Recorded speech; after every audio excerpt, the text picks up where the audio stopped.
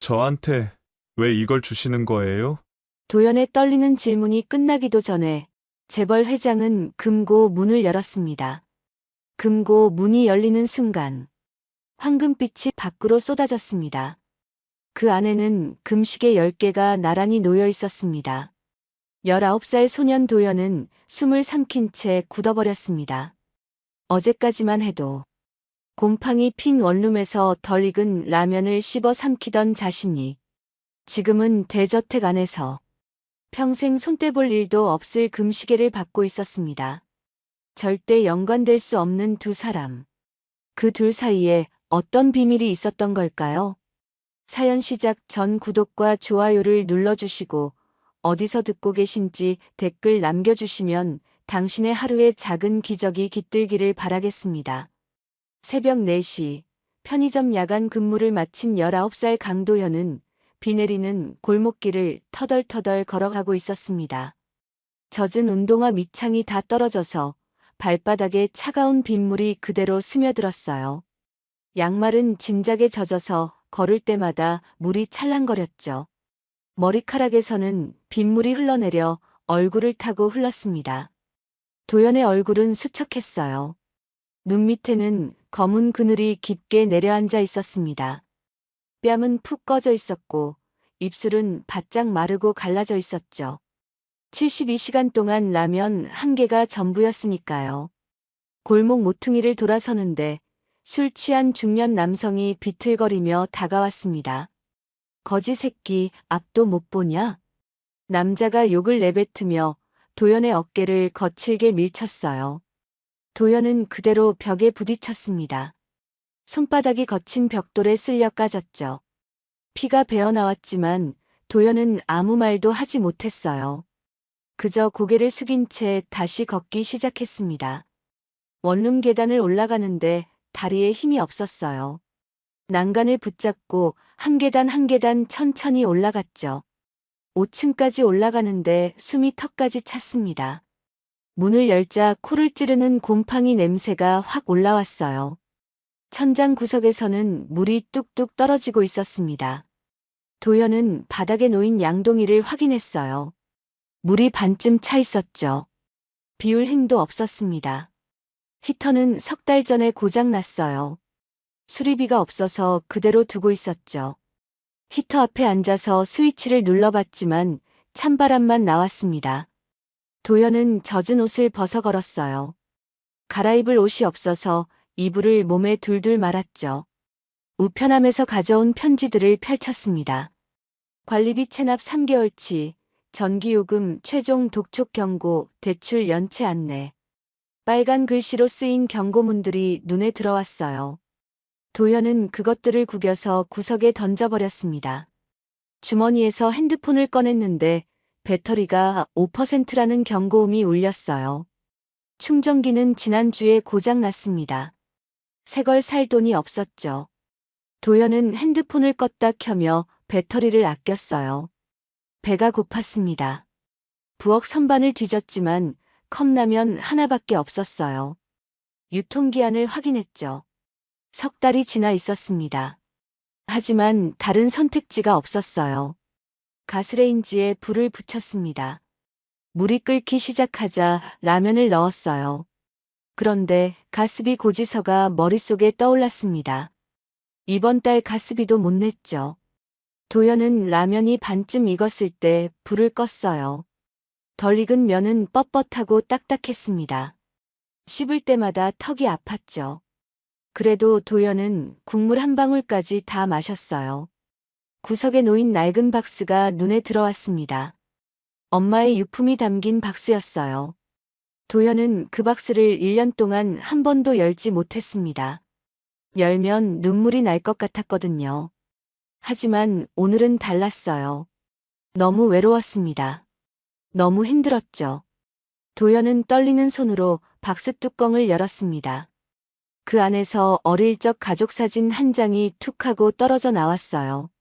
사진 속에는 웃고 있는 아빠와 엄마 그리고 5살쯤 된 도연이 있었습니다.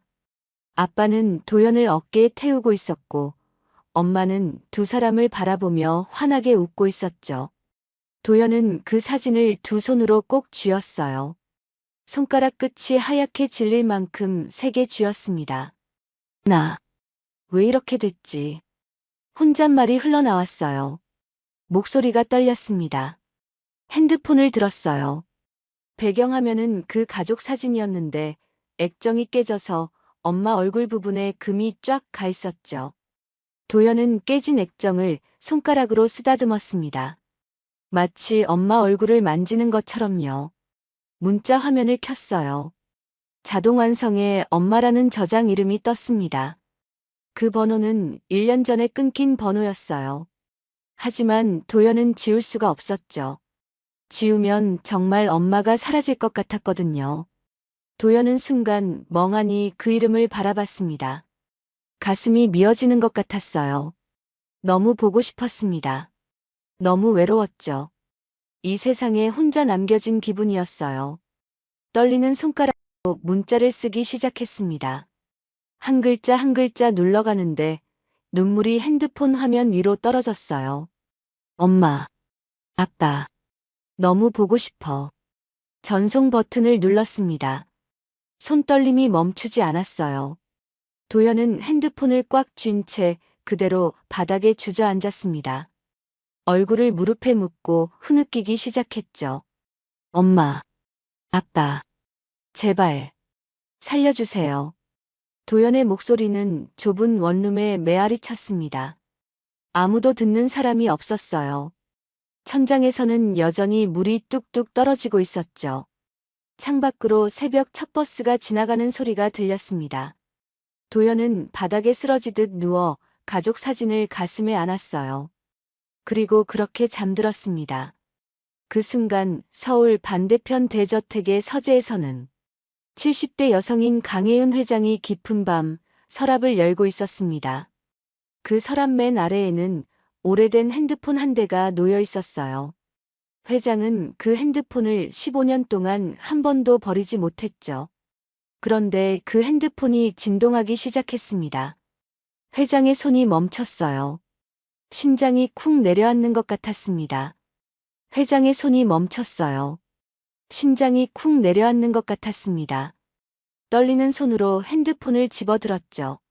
화면을 확인하는 순간 회장의 입술이 굳어졌어요.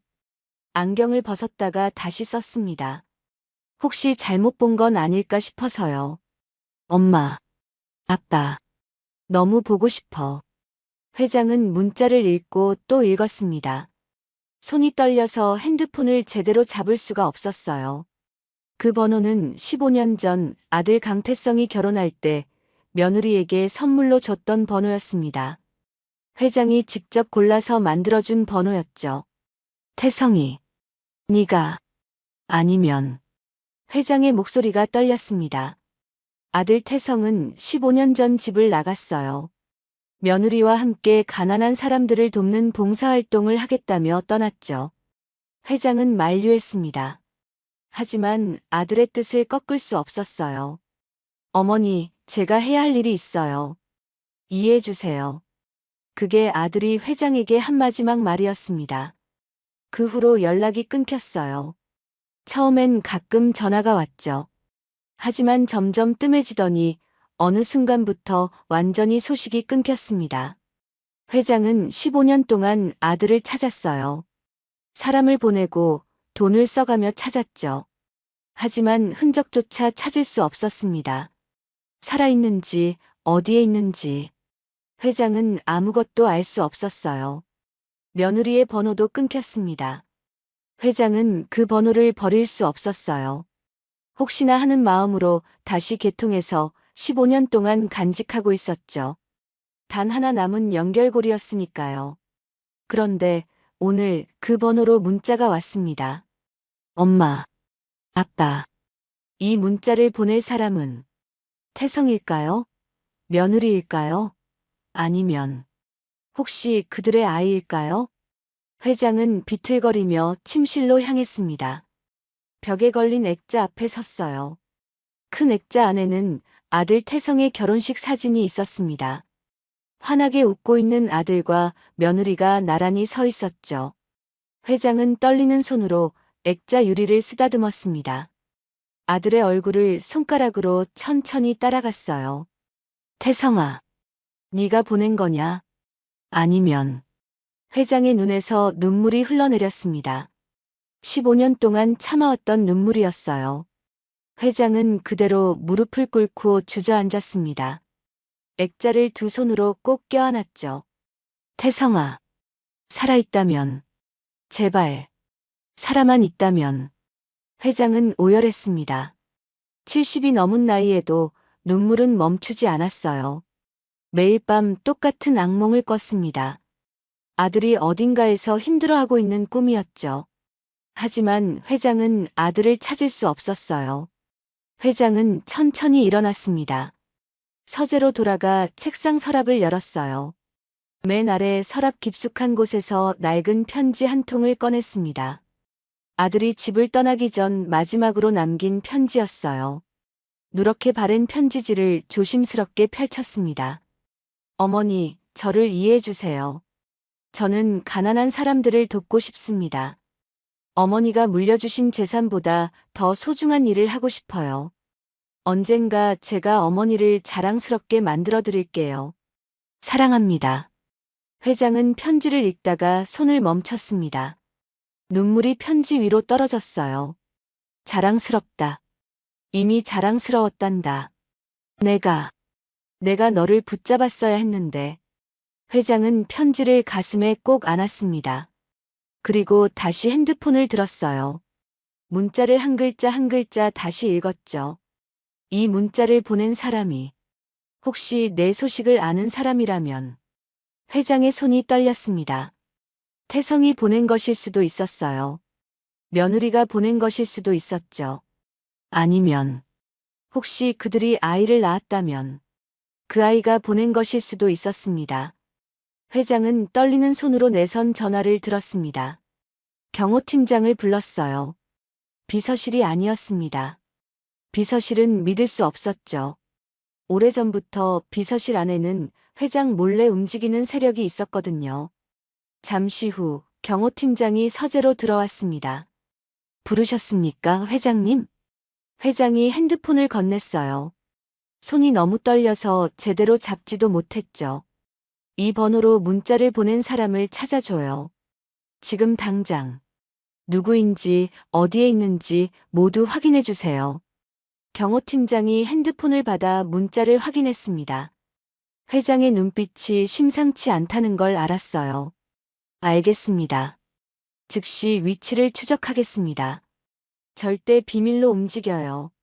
비서실에는 알리지 마세요. 단 한 사람에게도 새어나가서는 안 돼요. 경호팀장이 고개를 숙였습니다. 명심하겠습니다. 경호팀장이 나가자 회장은 다시 아들의 결혼 사진을 바라봤습니다. 사진 속 아들의 환한 미소가 보였어요. 태성아, 네가 보낸 거라면 이번엔 내가 꼭 찾아낼게. 한편 회장의 집무실 건물 지하에서는 비밀스러운 모임이 열리고 있었습니다. 비서실장과 몇몇 간부들이 모여 있었어요. 그들은 오래전부터 회장 몰래 회사를 좌지우지해온 사조직이었죠. 회장이 그 핸드폰을 다시 켰다고. 비서실장의 목소리에 긴장감이 묻어났습니다. 예, 15년 만에 처음입니다. 그리고 경호팀장을 급히 불렀어요. 다른 간부가 불안한 표정으로 말했어요. 이건 뭔가 심상치 않아. 회장이 뭘 찾고 있는 거야? 비서실장이 창밖을 바라보며 중얼거렸습니다. 그 아들 때문이겠지. 아직도 포기를 못하고. 그럼 우리가 어떻게 해야 합니까? 일단 지켜봐. 회장이 누굴 찾든 우리한테 위협이 되면 안 돼. 새벽이 밝아오고 있었어요. 회장은 서재 창가에 서서 하늘을 바라봤습니다. 동쪽 하늘이 붉게 물들기 시작했죠. 잠시 후 경호팀장이 다시 들어왔습니다. 회장님 위치를 확인했습니다. 회장이 급히 돌아봤어요. 어디죠? 성북구 달동네입니다. 5층 원룸에 거주하고 있습니다. 회장의 가슴이 철렁 내려앉았습니다. 달동네 5층 원룸. 회장의 입술이 떨렸어요. 지금 당장 가서 그 사람을 모셔오세요. 조심스럽게 정중하게. 절대 놀라게 해서는 안 돼요. 알겠습니다, 회장님. 경호팀장이 나가자 회장은 다시 창밖을 바라봤습니다. 태성아, 내 소식이라면 무엇이든 제발. 회장의 눈빛은 간절했습니다. 아침 7시 성북구 달동네 골목에 검은색 리무진 한 대가 천천히 들어왔습니다. 좁은 골목길에 어울리지 않는 고급 차였어요. 차체가 너무 커서 골목을 지나는 것조차 조심스러워 보였죠. 주민들이 하나둘 창문을 열고 내다봤습니다. 누군가 핸드폰을 꺼내 사진을 찍기 시작했어요. 저게 뭐야? 저런 차가 왜 여기에? 혹시 누가 복권이라도 당첨된 거 아냐? 주민들이 수군거렸습니다. 리무진이 낡은 원룸 건물 앞에 멈춰 섰어요. 차 문이 열리더니 검은 정장을 입은 경호원 5명이 내렸습니다. 경호원들이 건물 안으로 들어가자 복도는 순식간에 긴장감으로 가득 찼어요. 경호원들이 5층 복도에 줄지어 서자 원룸 세입자들이 문틈으로 고개를 내밀었습니다. 옆집 아줌마가 다른 주민에게 속삭였어요. 도연이가 무슨 일 저질렀나? 저게 경찰 아냐? 경찰치고는 옷이 너무 좋은데. 경호팀장이 500이요. 문패 앞에 섰습니다. 문을 두드렸어요. 강도현 씨. 안에서는 아무 대답이 없었습니다. 경호팀장이 다시 문을 두드렸죠. 강도현 씨 계십니까? 그제야 안에서 부스럭거리는 소리가 들렸어요. 잠시 후 문이 조심스럽게 열렸습니다. 도연이 문틈 사이로 얼굴을 내밀었어요. 눈은 충혈되어 있었고 머리는 헝클어져 있었죠. 도연은 경호원들을 보자마자 얼어붙었습니다. 다리가 후들거렸어요. 전 정말 아무것도 안 했어요. 도연의 목소리가 떨렸습니다. 월세를 밀려서 강제 퇴거라도 당하는 건가 싶었어요. 아니면 빚 때문에 무슨 일이 생긴 건가. 경호팀장이 공손하게 말했습니다. 회장님께서 모시라고 하셨습니다. 도연의 눈이 커졌어요. 회장님? 전 그런 분 모르는데요. 잘못 찾아오신 거 아니에요? 강도현 씨 맞으십니까? 네. 맞긴 한데요. 경호팀장이 다시 말했습니다. 따라와 주시기 바랍니다. 안전은 보장합니다. 도연은 어찌할 바를 몰랐어요. 거부하고 싶었지만 경호원들의 단호한 눈빛에 겁이 났습니다. 혹시 거부하면 더 큰일이 나는 건 아닐까? 잠깐만요. 옷이라도 갈아입고. 도연은 서둘러 방 안으로 들어갔습니다. 떨리는 손으로 제일 깨끗한 옷을 찾았어요. 하지만 깨끗한 옷이라고 해봐야 구멍난 데가 적은 옷뿐이었죠. 도연은 그 옷을 입고 나왔습니다. 문을 나서며 뒤를 돌아봤어요. 곰팡이가 핀 벽, 물이 새는 천장, 차가운 방. 도연의 가슴이 철렁했습니다. 다시는 못 올 수도 있는 건가. 복도를 내려가는 도연을 주민들이 힐끔힐끔 쳐다봤어요. 도연은 고개를 숙인 채 걸었습니다. 건물 밖에 나오자 도연은 리무진을 똑바로 처음 봤습니다. 차가 너무 컸어요. 길이가 거의 작은 버스만큼이나 되는 것 같았죠. 유리창은 까맣게 선팅되어 있어서 안이 보이지 않았습니다. 차체는 먼지 하나 없이 반짝였어요. 도연은 멍하니 차를 바라봤습니다. 이런 차는 TV에서만 봤어요. 아니, TV에서 보는 것보다 더 컸습니다. 차 한 대 값이면 자신이 평생 벌 돈보다 많을 것 같았죠. 경호원이 차 문을 열었습니다. 문이 열리자 안쪽에서 은은한 가죽 냄새가 풍겼어요. 도연은 입구에서 망설였습니다. 자신의 낡은 운동화를 내려다봤죠. 밑창이 떨어진 운동화, 얼룩진 바지. 이런 차에 타도 되는 건가? 타십시오. 경호원의 말에 도연은 조심스럽게 차에 올라탔습니다. 발을 들여놓는 순간부터 조심스러웠어요. 혹시 신발에 묻은 흙이 차 바닥을 더럽히는 건 아닐까? 고급 가죽 시트에 앉자마자 도연은 몸을 움츠렸습니다. 시트가 너무 부드러워서 몸이 푹 꺼졌어요. 평생 앉아본 것 중 가장 편한 자리였지만 도연에게는 오히려 불편했습니다. 어디에 손을 둬야 할지, 어떻게 앉아야 할지 몰랐거든요. 도연은 두 손을 무릎 위에 꽉 쥐고 등을 꼿꼿이 세웠습니다. 몸을 시트에 기대지 못했어요. 옷이 더러워서 시트를 더럽힐까봐 걱정됐죠. 팔걸이도 만지지 못했습니다. 차가 출발했습니다. 도연은 창밖을 바라봤어요. 익숙한 달동네 골목이 점점 멀어졌습니다. 그리고 풍경이 바뀌기 시작했어요. 낡은 골목길이 사라지고 깨끗한 아파트 단지가 나타났습니다. 조금 더 가자 고급 빌라들이 보였어요. 그리고 마침내 담장이 높은 대저택들이 즐비한 지역에 들어섰죠. 도연의 얼굴이 점점 하얘졌습니다. 차 안에 설치된 작은 TV가 켜져 있었어요. 뉴스가 나오고 있었습니다. 해신그룹 강혜윤 회장이 오늘. 뉴스에서 회장의 이름이 나오자 도연은 숨이 멎는 것 같았어요. 해신그룹. 한국에서 손꼽히는 대기업이었죠. 도연은 떨린 목소리로 물었습니다. 저기, 제가 왜 그쪽에 가는 건가요? 경호원은 무표정하게 앞만 바라봤습니다. 대답이 없었어요. 도연은 다시 입을 다물었습니다. 더 이상 물어볼 용기도 없었죠. 차는 점점 더 깊숙한 곳으로 들어갔습니다. 마침내 거대한 철문 앞에 멈춰 섰어요. 경비원이 차량 번호를 확인하더니 철문을 열었습니다. 철문이 천천히 열리면서 안쪽 풍경이 드러났습니다. 넓은 정원에 분수가 솟아오르고 있었어요. 대리석으로 만든 현관이 햇빛에 반짝였죠. 건물은 궁전처럼 웅장했습니다. 도연은 숨을 제대로 쉴 수가 없었어요. 입이 저절로 벌어졌습니다. 이런 집은 TV에서나 봤던 집이었죠. 아니, TV에서 보는 것보다 훨씬 더 컸어요. 차가 현관 앞에 멈춰 섰습니다. 경호원이 차 문을 열었어요. 내리십시오. 도연은 떨리는 다리로 차에서 내렸습니다.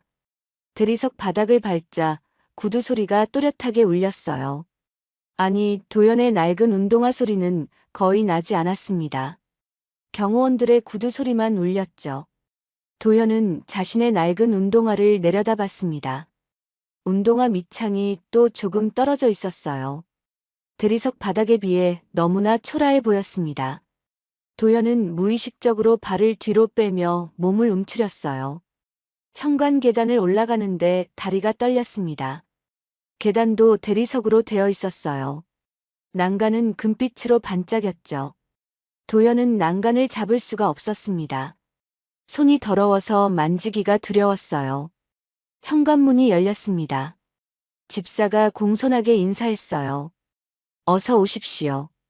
회장님께서 기다리고 계십니다. 도연은 그저 고개만 끄덕였습니다. 말이 나오지 않았어요. 안으로 들어서는 순간 도연은 완전히 얼어붙었습니다.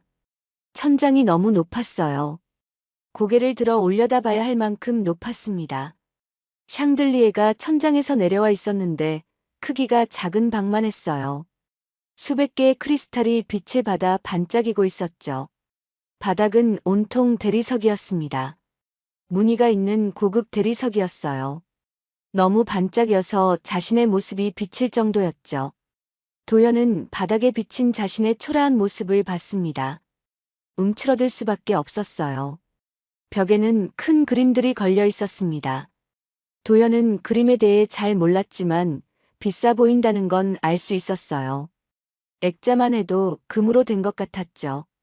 도연은 걸을 때마다 자신의 운동화가 바닥에 닿는 소리를 의식했습니다. 혹시 바닥을 더럽히는 건 아닐까? 걸음을 최대한 조심스럽게 옮겼어요. 어깨는 자꾸만 움츠러들었습니다. 집사가 앞장서서 걸었습니다. 이쪽으로 오시죠. 도연은 집사를 따라 긴 복도를 걸었습니다. 복도도 넓었어요. 도연의 원룸보다 넓은 것 같았죠. 복도 벽에는 비싼 그림들이 줄지어 걸려 있었습니다. 도연은 손을 꽉 쥔 채 걸었어요. 아무것도 만지지 않으려고 조심했습니다.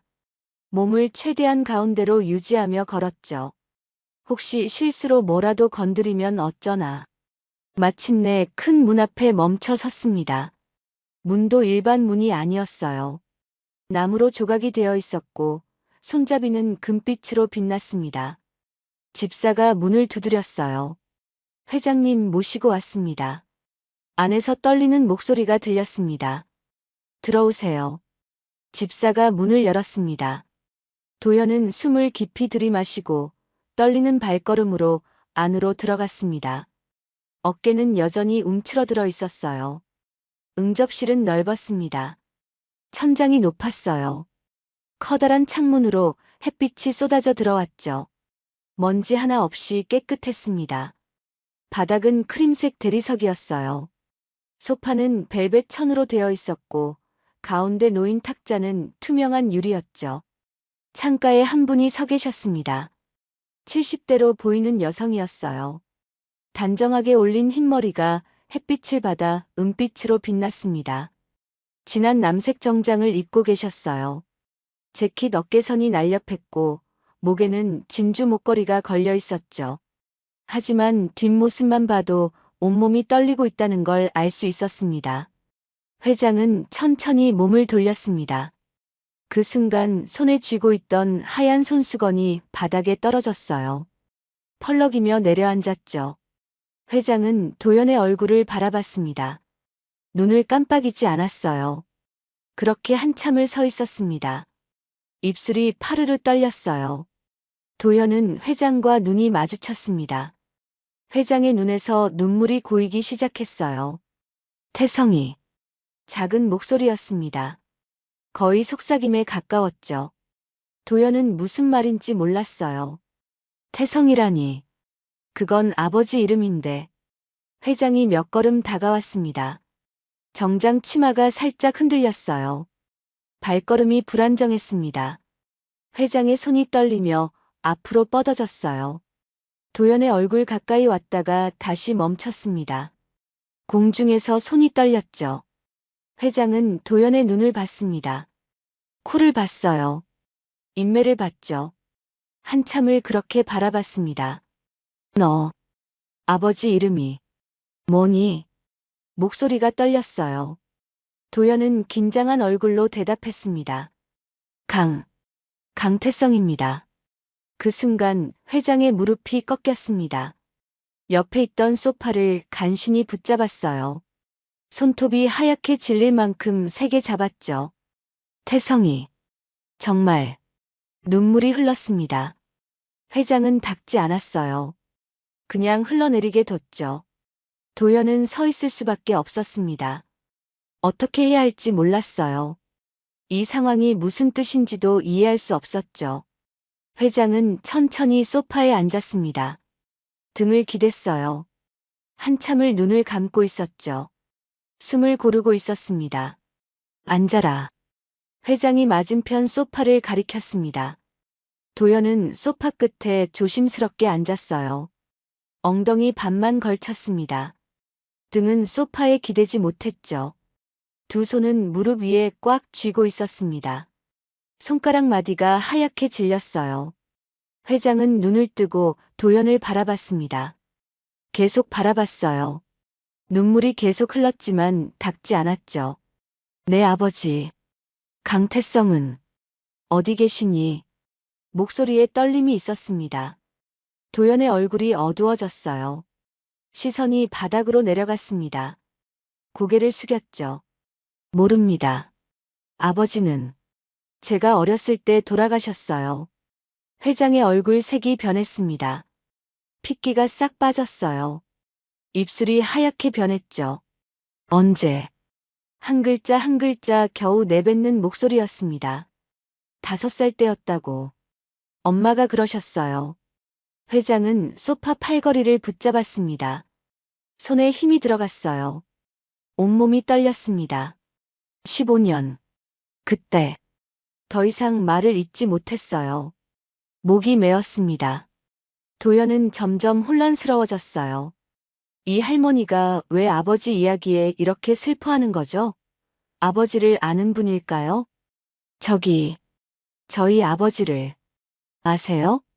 조심스러운 질문이었습니다. 목소리가 작았어요. 회장은 고개를 들었습니다. 눈물 범벅이 된 얼굴이었어요. 마스카라가 번져 있었죠. 아니, 아는 게 아니라. 잠시 말을 멈췄습니다. 숨을 들이마셨어요. 태성이는 내 아들이야. 응접실이 조용해졌습니다. 창밖에서 새 우는 소리만 희미하게 들렸어요. 도연의 눈이 커졌습니다. 입이 벌어졌죠. 네. 강태성은 내 아들이란다. 회장의 목소리는 떨렸지만 또렷했습니다. 도연은 말을 잃었어요. 머릿속이 하얘졌습니다. 숨을 제대로 쉴 수가 없었어요. 이 할머니가 아버지의 어머니라고요? 그럼 넌 내 손자일지도 모른다. 회장은 떨리는 손으로 눈물을 닦았습니다. 손수건을 꺼냈어요. 눈가를 닦았죠. 도연은 믿을 수가 없었습니다. 평생 혼자였어요. 가족이 없었죠. 엄마마저 1년 전에 세상을 떠났습니다. 그런데 갑자기 할머니가 나타났다니. 하지만 확실하지 않아. 회장이 말했습니다. 검사를 해봐야 해. 피검사를. 도연은 고개를 끄덕였어요. 다른 말이 나오지 않았습니다. 회장이 물었습니다. 내 어머니는 어디 계시니? 도연의 얼굴이 더 어두워졌어요. 목소리가 작아졌습니다. 엄마는 1년 전에 돌아가셨어요. 회장의 손이 가슴을 짚었습니다. 숨을 헐떡였어요. 그럼 넌 혼자니? 도연이 고개를 끄덕였습니다. 시선은 여전히 바닥을 향하고 있었어요. 회장은 눈을 감았습니다. 손으로 얼굴을 가렸어요. 어깨가 들썩였죠. 미안하다. 작은 목소리였습니다. 내가 찾지 못해서 미안하구나. 도연은 어떻게 반응해야 할지 몰랐습니다. 그저 앉아 있을 뿐이었어요. 회장은 얼굴에서 손을 내렸습니다. 눈을 떴어요. 빨갛게 충혈된 눈이었죠. 검사만 부탁한다. 우리가 정말 혈육인지 확인하자. 그럼 모든 걸 설명해 줄게. 도연은 망설였습니다. 하지만 거부할 이유도 없었어요. 만약 정말이라면 자신에게도 가족이 생기는 거니까요. 알겠습니다. 회장은 바로 옆 탁자 위에 전화기를 들었어요. 번호를 눌렀습니다. 병원에 연락해요. VIP층 비우고 검사 준비해 놓으세요. 지금 당장요. 목소리는 떨렸지만 단호했습니다. 수화기를 내려놓았어요. 회장은 도연을 바라봤습니다. 가자. 우리 진짜 가족인지 확인하러. 회장이 천천히 일어섰습니다. 다리가 휘청거렸지만 참았어요. 정장 재킷을 여몄죠. 도연도 일어났습니다. 손이 떨렸어요. 두 사람은 응접실 문을 향해 걸었습니다. 회장의 하이힐 소리가 또각또각 울렸어요. 도연의 운동하는 소리가 거의 나지 않았죠. 복도를 지나는 동안 회장은 가끔 도연을 힐끔 봤습니다. 옆모습이 태성과 너무 닮았어요. 걷는 자세까지도요. 현관에 도착하자 리무진이 대기하고 있었습니다. 경호원이 차 문을 열었어요. 회장이 먼저 탔습니다. 도연도 조심스럽게 탔죠. 차 안은 조용했습니다. 회장은 창밖을 바라봤어요. 도연은 무릎 위에 손을 꽉 쥐고 있었습니다. 차가 출발했습니다. 회장이 말없이 손을 뻗었습니다. 도연의 손을 덮었어요. 손이 차가웠죠. 도연이 고개를 들어 회장을 봤습니다. 회장도 도연을 바라봤어요. 그 눈빛에는 간절함이 담겨 있었습니다. 병원은 서울 중심가에 있었습니다. 리무진이 지하 주차장으로 들어갔어요. VIP 전용 구역이었죠. 일반 주차장과는 완전히 분리되어 있었습니다. 경호원이 차 문을 열었어요. 회장이 먼저 내렸습니다. 도연이 뒤따라 내렸죠. 엘리베이터를 타고 올라갔습니다. 최상층 버튼이 눌렸어요. 엘리베이터 안은 조용했습니다. 클래식 음악이 희미하게 흘러나왔죠. 도연은 엘리베이터 바닥을 내려다봤습니다. 대리석에 자신의 모습이 비쳤어요. 회장은 손을 꽉 쥔 채 숫자판을 바라봤습니다. 숫자가 올라갔죠. 5, 6, 7, 8. 문이 열렸습니다. 복도는 텅 비어 있었어요. 환자도 보호자도 없었습니다. 간호사 몇 명만 조용히 움직이고 있었죠. 흰 유니폼이 형광등 빛에 더 하얗게 보였어요. 경호원들이 복도 곳곳에 서 있었습니다. 회장과 도연이 나란히 걸었습니다. 회장의 하이힐 소리만 복도에 울렸어요. 또각또각. 도연의 운동하는 소리가 거의 나지 않았죠. 검사실 앞에 도착했습니다. 하얀 문에 DNA 검사실이라고 쓰여 있었어요. 간호사가 문을 열었습니다. 이쪽으로 오시죠. 도연이 검사실로 들어갔습니다. 회장은 밖에서 기다렸어요. 문이 닫혔죠. 검사실은 작았습니다. 하얀 벽, 하얀 천장, 하얀 바닥. 소독약 냄새가 코를 찔렀어요. 의자 하나, 작은 테이블 하나, 의료기구들이 가지런히 정리되어 있었습니다. 여기 앉으세요. 도연은 의자에 앉았습니다. 팔걸이를 붙잡았어요. 손바닥에 땀이 났죠. 간호사가 일회용 장갑을 꺼냈습니다. 비닐 뜯는 소리가 작게 났어요. 장갑을 끼더니 지혈대를 꺼냈습니다. 고무띠였죠. 팔 올려주세요. 도연이 팔을 올렸습니다. 간호사가 지혈대를 팔뚝에 감았어요. 팔이 조여들었습니다. 주먹 쥐어보세요. 도연이 주먹을 쥐었습니다. 간호사의 손가락이 도연의 팔뚝을 두드렸어요. 톡톡. 혈관을 찾고 있었죠. 파란 혈관이 살짝 불룩해졌습니다. 소독할게요. 차가워요. 알코올 솜이 팔에 닿았습니다. 차가웠어요. 알코올 냄새가 확 올라왔죠. 코끝이 찡했습니다. 간호사가 주사기를 들었습니다. 투명한 통에 가느다란 바늘이 달려 있었어요. 빛을 받아 반짝였죠. 긴장 푸세요. 금방 끝나요. 도연은 고개를 돌렸습니다. 창밖을 봤어요. 바늘 보기가 무서웠죠. 바늘이 살을 뚫고 들어왔습니다. 따끔했어요. 도연은 이를 악물었습니다. 피가 채취관으로 들어가기 시작했습니다. 붉은색 액체가 천천히 차올랐어요. 도연은 그 색을 봤습니다. 선명한 붉은색. 저 안에 자신의 운명이 들어있는 거죠. 조금만 더요. 채취관이 가득 찼습니다. 간호사가 세관으로 바꿨어요. 또 피가 차올랐습니다. 다 됐어요. 바늘이 빠져나왔습니다. 간호사가 솜을 대고 눌렀어요. 하얀 솜에 빨간 점이 번졌죠. 테이프로 고정시켰습니다. 팔 접어서 올려주세요. 5분 정도요. 도연은 팔을 접었습니다. 검사실을 나왔어요. 복도에 회장이 서 있었습니다. 창가에 기대어 서 있었어요. 손에 무언가를 쥐고 있었죠. 도연의 발소리를 듣고 회장이 돌아봤습니다. 끝났니? 네.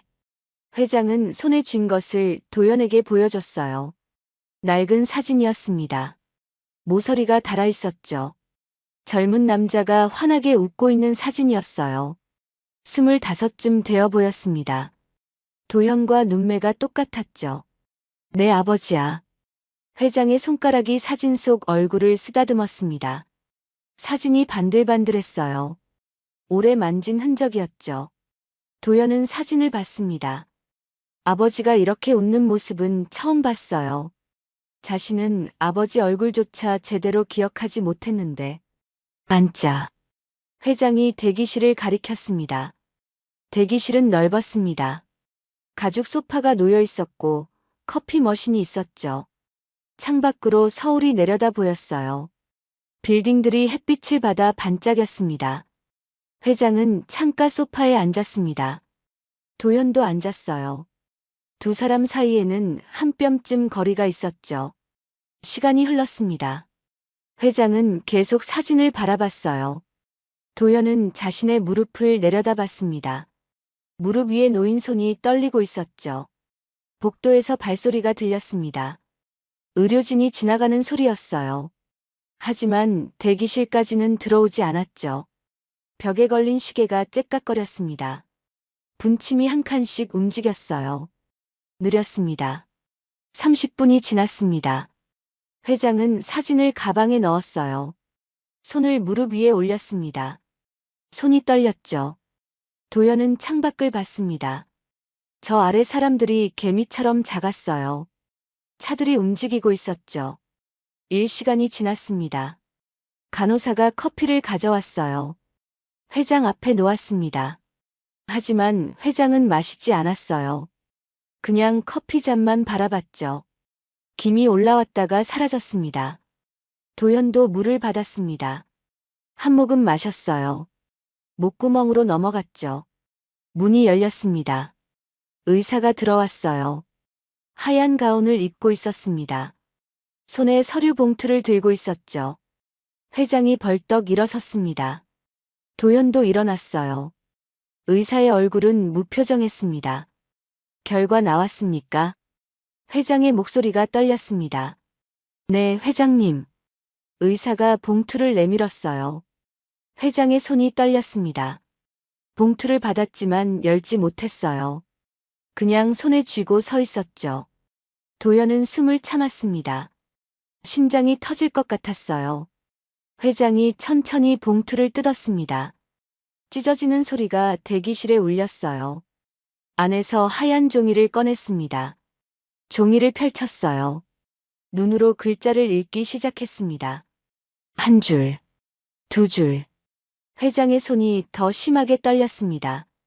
조손관계 99.8% 일치. 목소리가 끊겼어요. 회장의 무릎이 꺾였습니다. 뒤로 주저앉으며 소파에 걸터 앉았어요. 결과지를 두 손으로 꽉 쥐었습니다. 가슴에 안았죠. 태성아. 눈물이 흘렀습니다. 도연도 눈시울이 뜨거워졌어요. 말이 나오지 않았습니다. 회장이 고개를 들었습니다. 얼굴이 눈물로 젖어 있었어요. 팔을 벌렸습니다. 도연이 다가갔어요. 회장의 품으로 들어갔습니다. 회장이 도연을 안았어요. 손자야. 평생 처음으로 안아주는 가족이었습니다. 한편 해신그룹 지하 주차장 구석에서는 검은 차 안에 두 남자가 앉아 있었습니다. 핸드폰이 울렸어요. 일치합니다. 진짜 손자래요. 전화를 받은 남자의 얼굴이 굳었습니다. 끝났어. 차 안이 조용해졌습니다. 병원 VIP층 대기실에서 회장과 도연은 한참을 그렇게 앉고 있었습니다. 회장의 어깨가 들썩였어요.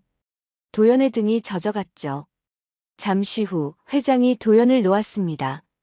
얼굴을 마주 봤어요. 두 손으로 도연의 뺨을 감쌌습니다. 손이 따뜻했죠.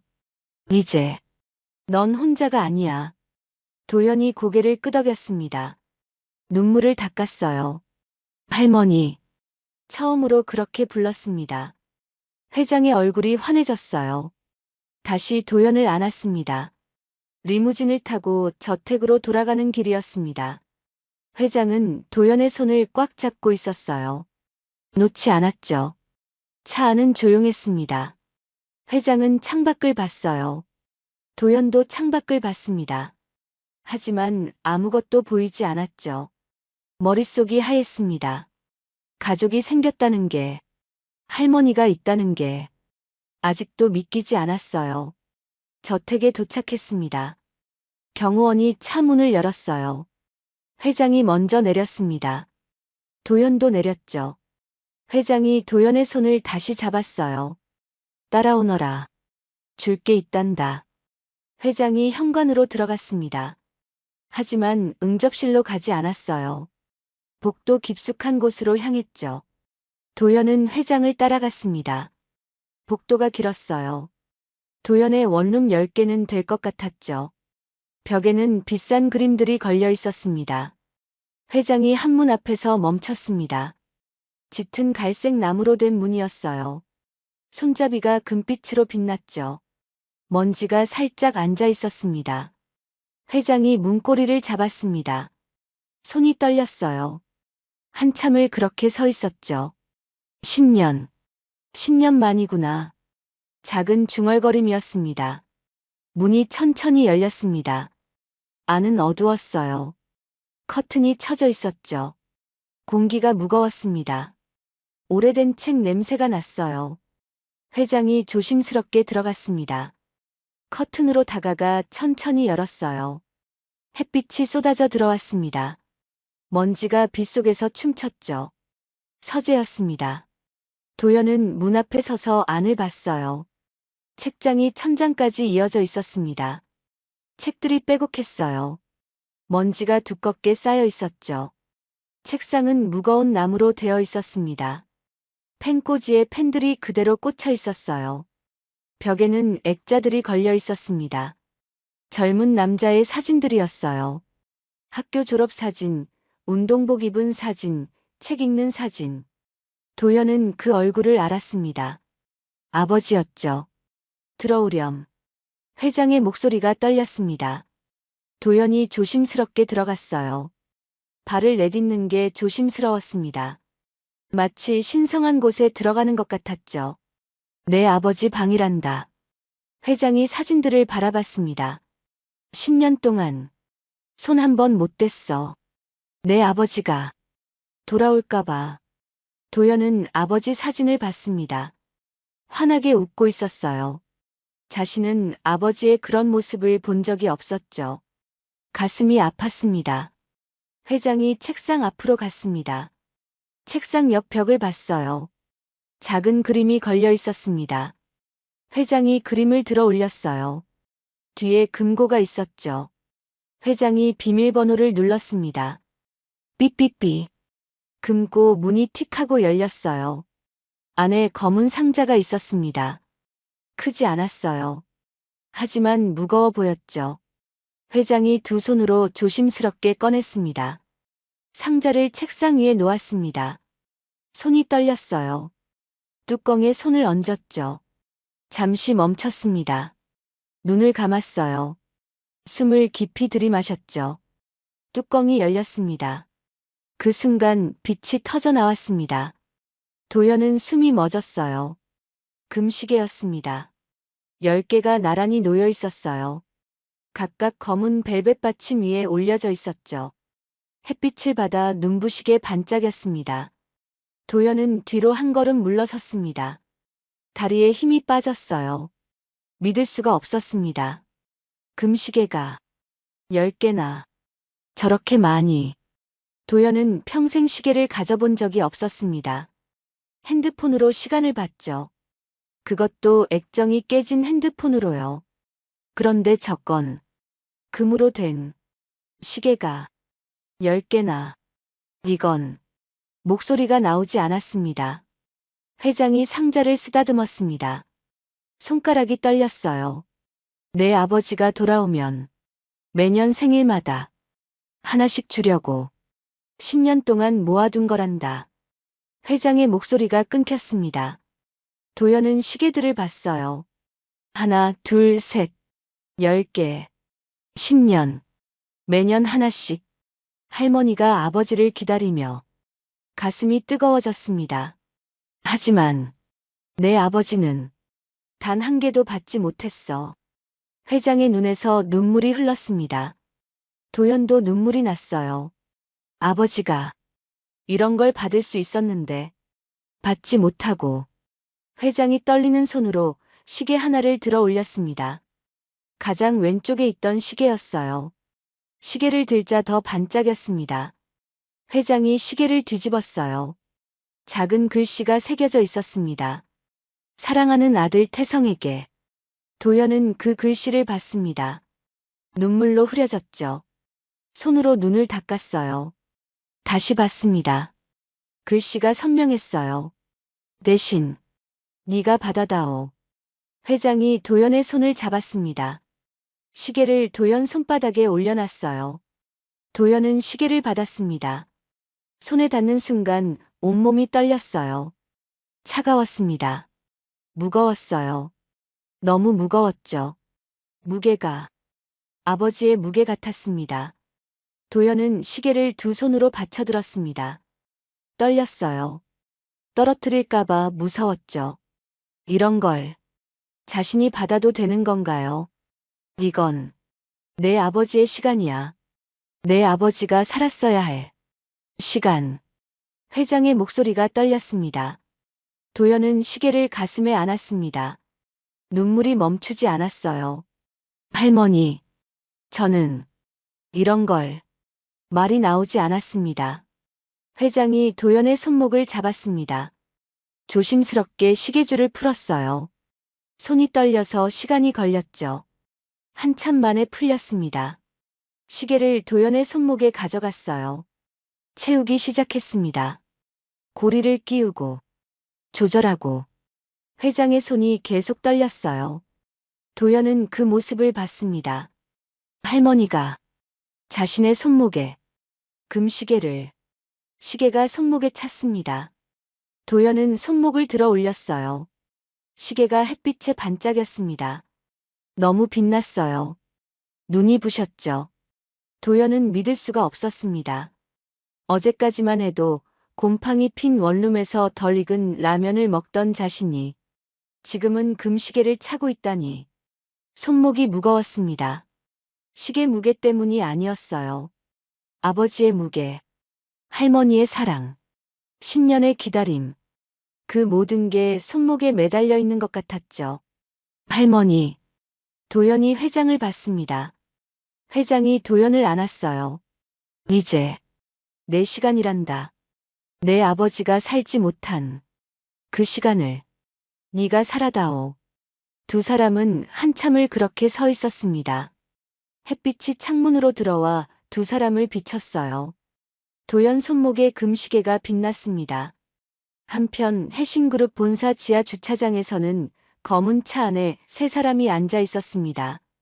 금시계까지 줬다고 비서실장이 물었어요. 네, 10년 동안 모아둔 것들이요. 10개 전부요. 보고를 받은 비서실장의 얼굴이 굳었습니다. 회장이 진심이구나. 차 안이 무거워졌어요. 저 아이를 진짜 후계자로 만들 거예요. 비서실장이 주먹을 쥐었습니다. 안 돼. 절대 안 돼. 저 아이의 과거를 파헤쳐. 뭐든 찾아내. 이틀이 지났습니다. 저택 2층, 도연에게 배정된 방이었습니다. 방은 넓었어요. 도연의 원룸보다 5배는 컸죠. 침대는 킹 사이즈였고 이불은 실크였습니다. 베개가 4개나 있었어요. 창문은 정원을 향하고 있었죠. 도연은 침대 가장자리에 앉아 있었습니다. 침대 중앙에는 앉지 못했어요. 아직도 낯설었죠. 손목에 금시계를 만지작거렸습니다. 이틀 동안 한 번도 빼지 않았어요. 씻을 때도 잘 때도 차고 있었죠. 문을 두드리는 소리가 났습니다. 도연이 벌떡 일어났어요. 들어오세요. 집사가 들어왔습니다. 양손에 긴 옷걸이를 들고 있었어요. 검은색 정장이 걸려 있었죠. 햇빛을 받아 윤이 났습니다. 집사가 정장을 침대 위에 조심스럽게 놓았습니다. 하얀 셔츠도 함께 놓았어요. 넥타이는 진한 남색이었죠. 회장님께서 오늘 기자회견 준비하라고 하셨습니다. 집사가 허리를 숙이고 나갔습니다. 도연은 정장을 내려다봤습니다. 평생 입어본 적이 없었어요. 편의점 야간 근무할 때는 낡은 티셔츠를 입었죠. 면접 볼 때도 그냥 깨끗한 후드를 입었습니다. 천천히 재킷을 들어 올렸습니다. 무게가 느껴졌어요. 가벼운 듯 하면서도 묵직했습니다. 손에 닿는 감촉이 부드러웠어요. 원단이 고급스러웠죠. 옷을 입기 시작했습니다. 먼저 셔츠를 입었어요. 팔을 집어넣었습니다. 소매가 딱 맞았어요. 단추를 채우기 시작했죠. 하나, 둘, 셋. 손이 떨렸습니다. 단추 구멍이 작았어요. 한참 걸렸죠. 바지를 입었습니다. 허리에 딱 맞았어요. 길이도 정확했죠. 누가 도연의 치수를 잰 건지 몰랐습니다. 거울 앞에 섰습니다. 넥타이를 들었어요. 어떻게 매는지 몰랐습니다. 목에 걸어봤어요. 한쪽이 길었죠. 다시 풀었습니다. 또 걸었어요. 이번엔 반대쪽이 길었습니다. 10분이 지났습니다. 넥타이는 여전히 삐뚤었어요. 재킷을 입었습니다. 어깨에 걸쳤어요. 무게가 느껴졌습니다. 소매를 끼웠죠. 딱 맞았어요. 거울을 봤습니다. 거울 속에 낯선 사람이 서 있었습니다. 검은 정장을 입은 청년. 도연은 그 사람이 자신인지 믿기지 않았어요. 이틀 전까지만 해도 구멍난 운동화를 신고 있었는데 지금은 정장을 입고 있었죠. 손목의 금시계가 재킷 소매 밖으로 살짝 보였습니다. 햇빛을 받아 반짝였어요. 도연은 시계를 만졌습니다. 차갑더니 점점 따뜻해졌죠. 문이 열렸습니다. 회장이 들어왔어요. 진한 남색 정장을 입고 있었습니다. 재킷 어깨선이 날렵했어요. 머리는 단정하게 올려져 있었고 진주 목걸이와 귀걸이를 하고 있었죠. 회장은 도연을 봤습니다. 움직이지 않았어요. 한참을 그렇게 서서 바라봤습니다. 태성이 같구나. 작은 목소리였습니다. 떨렸어요. 회장이 천천히 다가왔습니다. 도연의 넥타이를 봤어요. 삐뚤었죠. 회장이 손을 뻗었습니다. 넥타이를 풀었어요. 다시 매기 시작했습니다. 능숙했어요. 금방 매듭이 완성됐죠. 긴장되느냐? 회장이 넥타이를 매만지며 물었습니다. 네. 무서워요. 도연의 목소리가 작았습니다. 회장이 미소 지었어요. 슬픈 미소였습니다. 나도 그랬단다. 회장이 도연의 어깨에 손을 올렸습니다. 가볍게 두드렸어요. 너는 태성의 피야. 그리고 나의 미래지. 리무진이 저택을 떠났습니다. 차 안은 조용했어요. 도연은 계속 금시계를 만졌습니다. 시계가 손목에서 무거웠어요. 회장은 창밖을 봤습니다. 아무 말도 하지 않았죠. 서울 중심가로 들어갔습니다. 빌딩들이 높았어요. 사람들이 바삐 걸어갔죠. 차는 대형 호텔 앞에 멈춰 섰습니다. 차 문이 열리기 전 도연은 밖을 봤습니다. 사람들이 몰려 있었어요. 카메라를 든 사람들. 기자들이었죠. 문이 열렸습니다. 순간 플래시가 터졌습니다. 눈이 부셨어요. 도연은 눈을 가렸습니다. 회장님, 후계자가 누구입니까? 손자분이 맞습니까? 나이는? 질문들이 쏟아졌습니다. 마이크들이 앞으로 쑥쑥 나왔어요. 경호원들이 사람들을 막았습니다. 길을 만들었어요. 회장이 먼저 내렸습니다. 도연이 뒤따라 내렸죠. 플래시가 계속 터졌습니다. 도연은 앞이 보이지 않았어요. 하얀 빛만 가득했죠. 회장의 뒤를 따라 걸었습니다. 호텔 안으로 들어갔습니다. 로비는 넓었어요. 샹들리에가 천장에 걸려 있었죠. 엘리베이터를 탔습니다. 문이 닫히자 조용해졌어요. 도연은 숨을 내쉬었습니다. 가슴이 두근거렸죠. 2층에서 멈췄습니다. 문이 열렸어요. 복도가 보였습니다. 사람들로 가득했어요. 정장 입은 사람들, 카메라를 든 사람들, 모두 웅성거리고 있었죠. 대기실로 들어갔습니다. 방은 조용했습니다. 소파와 테이블이 있었어요. 물병이 놓여 있었죠. 도연은 소파에 앉았습니다. 손을 무릎 위에 올렸어요. 꽉 쥐었습니다. 손바닥에 땀이 났어요. 회장이 물병을 열어 컵에 따랐습니다. 도연에게 건넸어요. 마셔라. 도연이 받아 마셨습니다. 손이 떨려서 물이 흔들렸어요. 목구멍으로 넘어갔죠. 시계를 봤습니다. 3분 남았어요. 회장이 일어섰습니다. 가자. 도연도 일어났습니다. 다리가 후들거렸어요. 대기실 문이 열렸습니다. 복도를 지났어요. 사람들이 길을 비켰습니다. 힐끔힐끔 도연을 봤죠. 큰 문 앞에 섰습니다. 문 너머에서 소리가 들렸어요. 웅성거리는 소리. 많은 사람들이 있었습니다.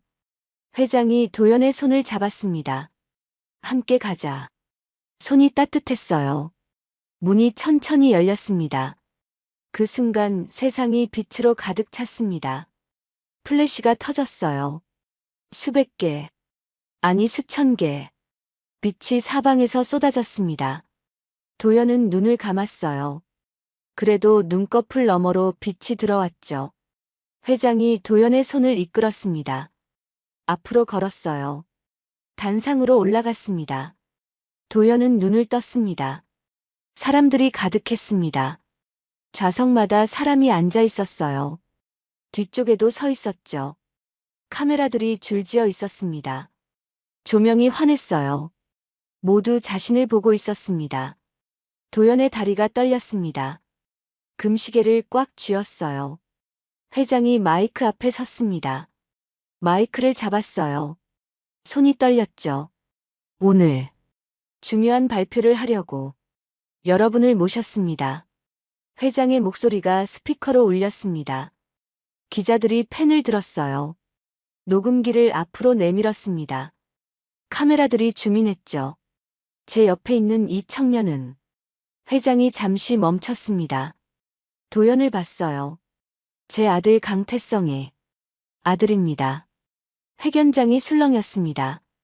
기자 한 명이 벌떡 일어섰어요. 혈육관계는 어떻게 증명하십니까? 회장이 손짓했습니다. 뒤쪽 스크린이 내려왔어요. 프로젝터가 켜졌습니다. DNA 검사 결과가 떴죠. 크게, 선명하게. 조손관계 99.8% 일치. 숫자가 화면을 가득 채웠습니다. 기자들이 더 술렁였어요. 카메라 셔터 소리가 빨라졌습니다. 딸깍딸깍딸깍.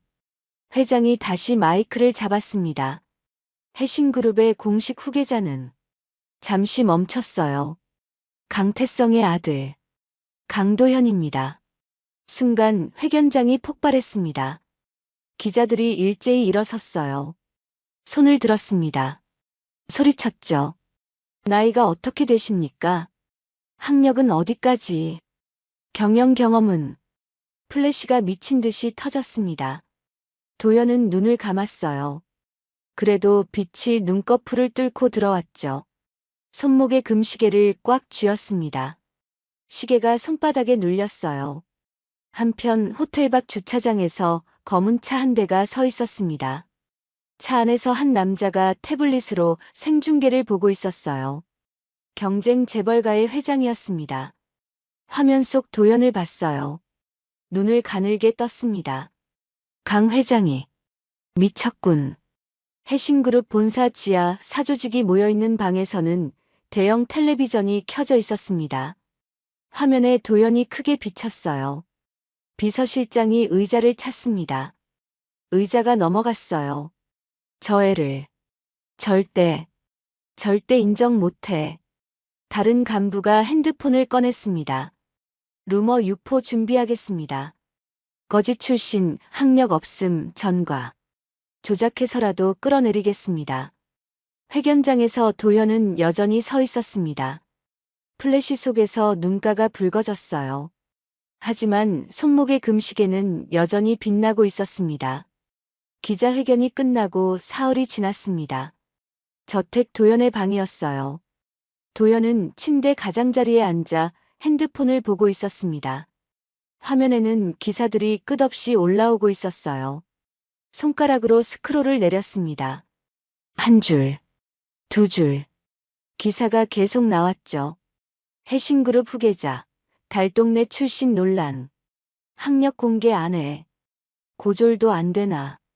편의점 알바생이 재벌 후계자. 도연은 기사 하나를 눌렀습니다. 사진이 화면 가득 떴어요. 자신이 기자회견장에서 서 있는 사진이었죠.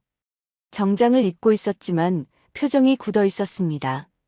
얼굴이 창백했어요. 눈은 불안해 보였죠. 기사 본문을 읽었습니다. 한 글자 한 글자.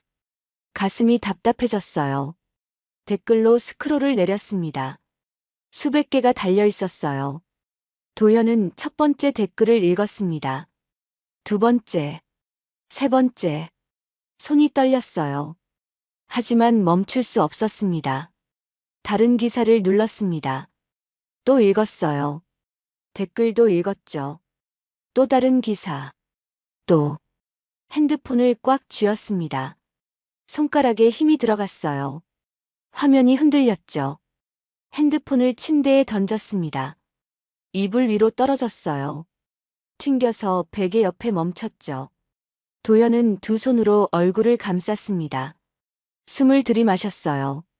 내쉬었습니다. 다시 들이마셨죠. 가슴이 답답했습니다. 창밖을 봤습니다. 정원이 내려다 보였어요. 분수가 하늘로 솟아올랐습니다. 물줄기가 햇빛을 받아 반짝였죠. 최고점에 올랐다가 다시 떨어졌습니다. 물방울들이 흩어졌어요. 나무들이 바람에 흔들렸습니다. 잎사귀들이 춤을 췄어요. 새 한 마리가 날아와 나뭇가지에 앉았죠. 아름다운 풍경이었습니다. 하지만 도연의 가슴은 답답하기만 했어요. 손목에 금시계를 만졌습니다. 차가웠어요. 손가락으로 시계 표면을 쓰다듬었습니다. 매끄러웠죠. 문을 두드리는 소리가 났습니다. 똑똑똑. 도연이 얼른 핸드폰을 이불로 덮었습니다. 들어오세요. 회장이 들어왔습니다. 손에 태블릿을 들고 있었어요. 얼굴이 어두웠습니다. 입술이 굳어 있었죠. 회장은 도연 옆에 앉았습니다. 침대가 살짝 꺼졌어요. 한참을 아무 말도 하지 않았습니다. 봤니? 기사들. 도연이 고개를 끄덕였습니다. 말이 나오지 않았어요. 회장이 한숨을 내쉬었습니다. 긴 한숨이었어요. 어깨가 축 처졌습니다.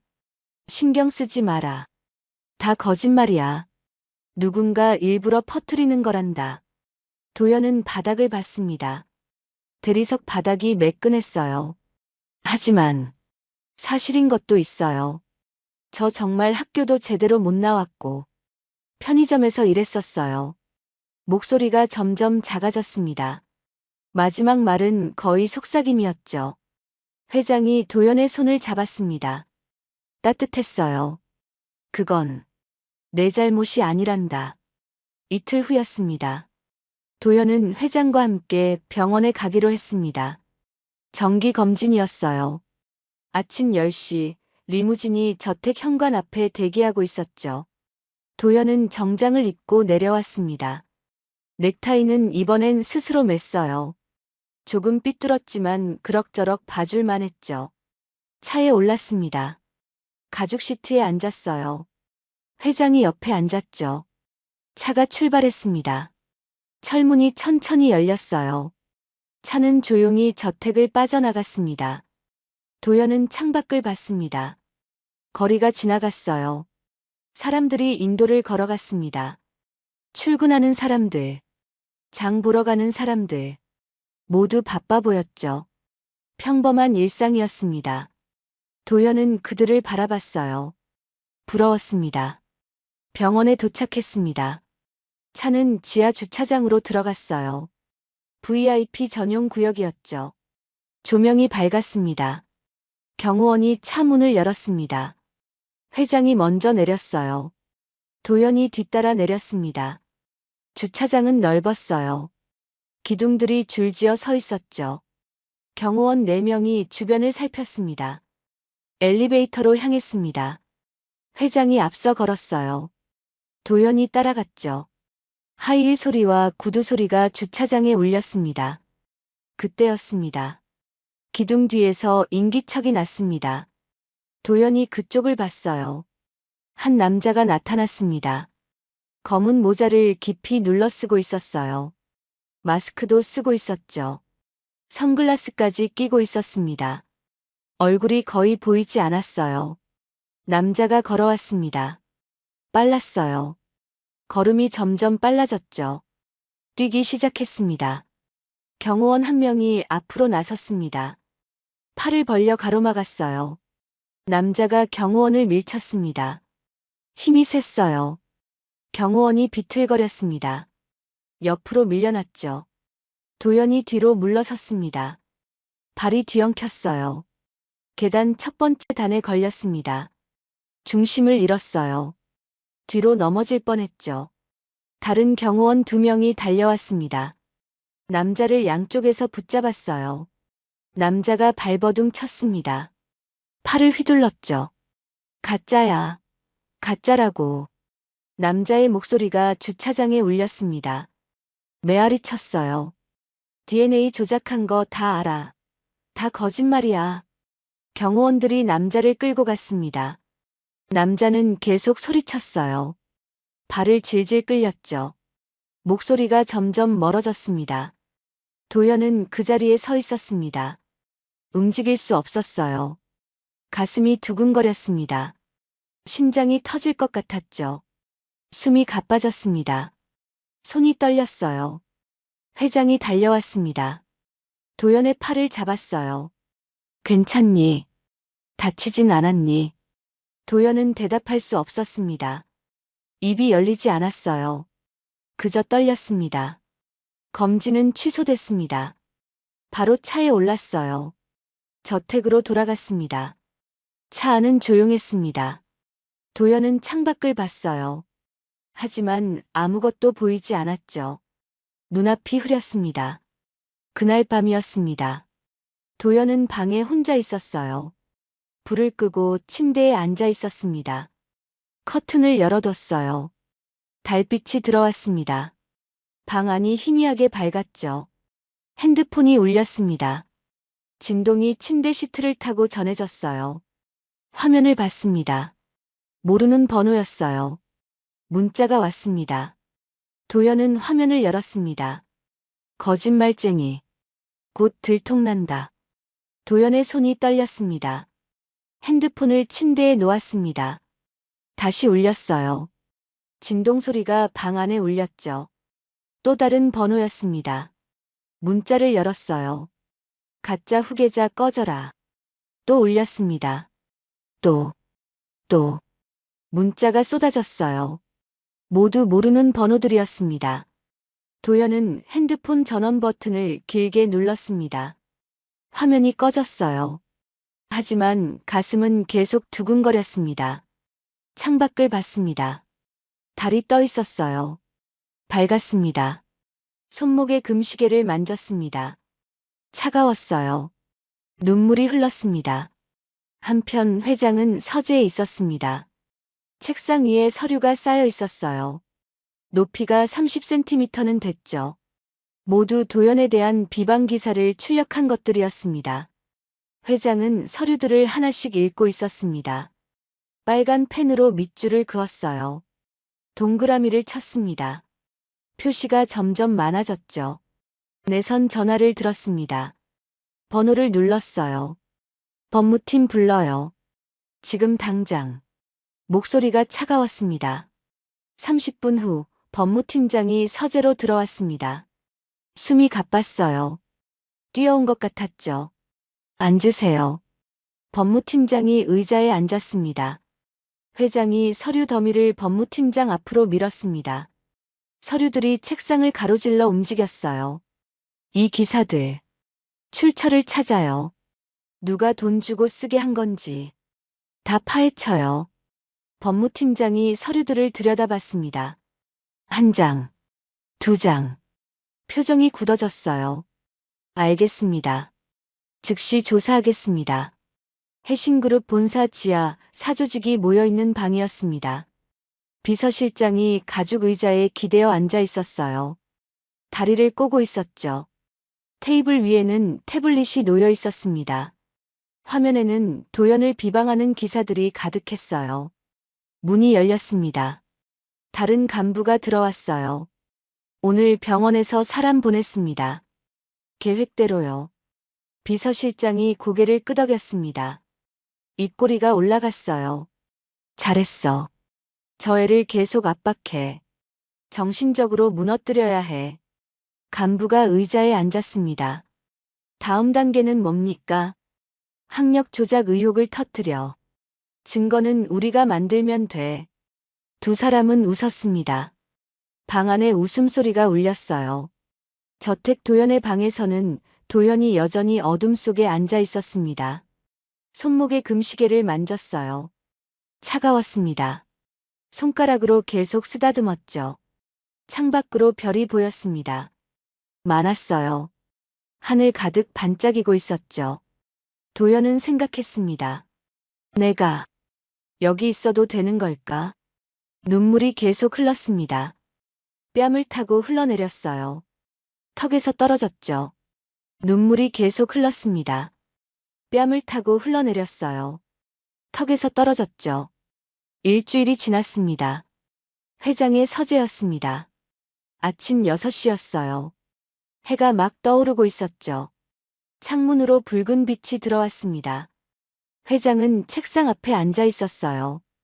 밤새 잠을 자지 않은 것 같았습니다. 눈 밑에 그늘이 깊게 내려앉아 있었죠. 책상 위에는 서류들이 가득했어요. 커피 잔이 3개나 놓여 있었습니다. 모두 비어 있었죠. 문을 두드리는 소리가 났습니다. 들어오세요. 법무팀장이 들어왔습니다. 손에 두꺼운 파일을 들고 있었어요. 표정이 심각했습니다. 회장님, 조사 결과 나왔습니다. 법무팀장이 파일을 책상 위에 놓았습니다. 파일이 무거운 소리를 내며 책상에 닿았어요. 회장이 파일을 열었습니다. 첫 장을 넘겼어요. 두 번째, 세 번째.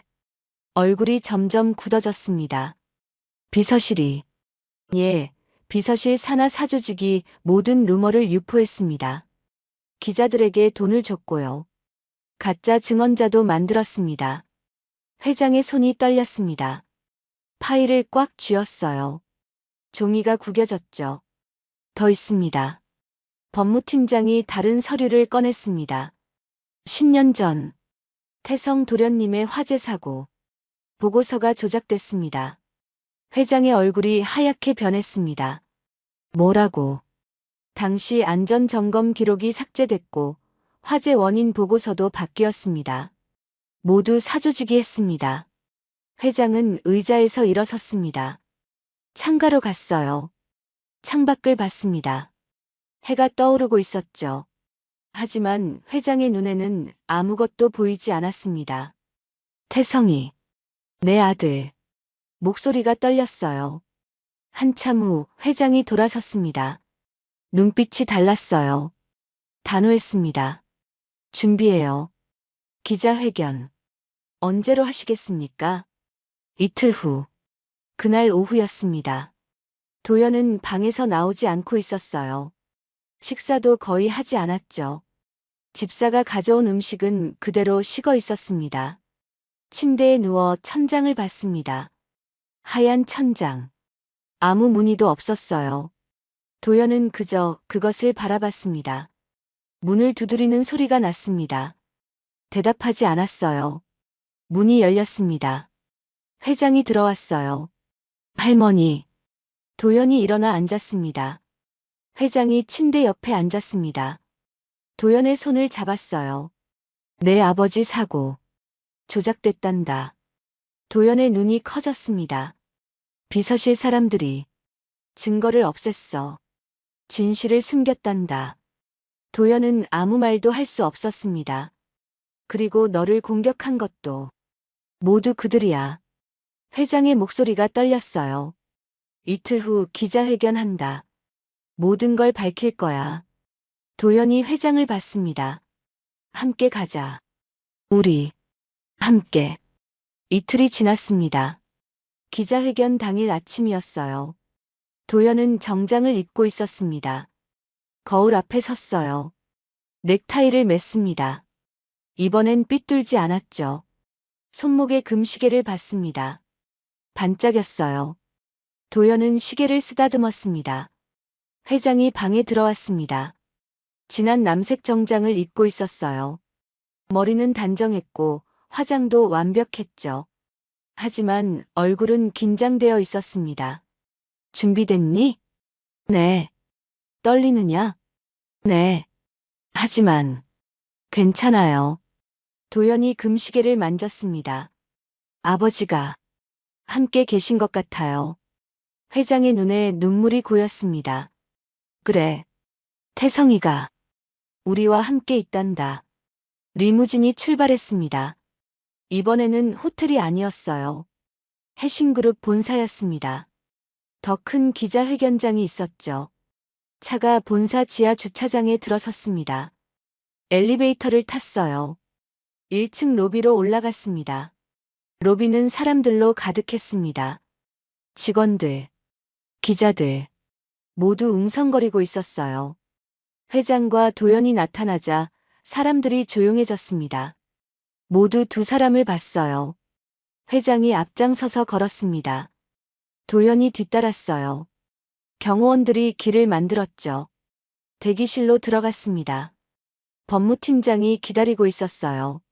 손에 두꺼운 서류 뭉치를 들고 있었습니다. 모두 준비됐습니다. 회장이 고개를 끄덕였습니다. 시간이 됐습니다. 문이 열렸어요. 복도를 지나 회견장 문 앞에 섰습니다. 회장이 도연의 손을 잡았습니다. 함께 가자. 문이 열렸습니다. 플래시가 터졌습니다. 이번에는 더 많았어요. 수천 개. 빛이 쏟아졌죠. 단상에 올랐습니다. 회장이 마이크 앞에 섰어요. 도연은 옆에 섰습니다. 회장이 마이크를 잡았습니다. 손이 떨렸어요. 하지만 목소리는 단호했습니다. 오늘 해신그룹의 어두운 진실을 밝히려고 합니다. 기자들이 술렁였어요. 스크린이 내려왔습니다. 첫 번째 자료가 떴어요. 비서실 산하 사조직 12억 원 횡령. 다음 화면. 도연에 대한 루머 유포. 기자 매수 증거. 또 다음. 10년 전 화재 사고 보고서 조작. 태성의 죽음 은폐. 회견장이 술렁거렸습니다. 카메라가 미친 듯이 움직였어요. 회장이 계속 말했습니다. 한 글자 한 글자. 또렷하게. 도연은 그 모습을 봤습니다. 할머니가 아버지를 위해, 자신을 위해 싸우고 있었어요. 손목에 금시계가 빛났습니다. 한편 본사 지하에서는 사조직 사람들이 짐을 싸고 있었습니다. 서류를 태우고 있었어요. 연기가 피어올랐죠. 빨리, 빨리 움직여. 비서실장이 소리쳤습니다. 그때 문이 열렸어요. 경찰이 들어왔습니다. 여러 명이었어요. 횡령, 배임, 증거인멸 혐의로 긴급 체포합니다. 수갑이 채워졌습니다. 차가운 금속이 손목을 감쌌어요. 비서실장이 발버둥 쳤습니다. 이럴 순 없어. 우리가 누군지 알아. 하지만 경찰은 그를 끌고 나갔습니다. 회견장에서는 회장이 마지막 말을 하고 있었습니다. 태성의 죽음을 덮은 자들. 오늘로 모두 끝입니다. 도연이 마이크 앞으로 나왔습니다. 떨렸어요. 하지만 말했습니다. 저는 아버지처럼 사람을 살리는 사람이 되고 싶습니다. 의사가 되겠습니다. 회견장이 조용해졌습니다. 그리고 박수가 터져 나왔습니다. 1명, 2명, 점점 많아졌어요. 회견장 전체가 박수로 가득 찼습니다.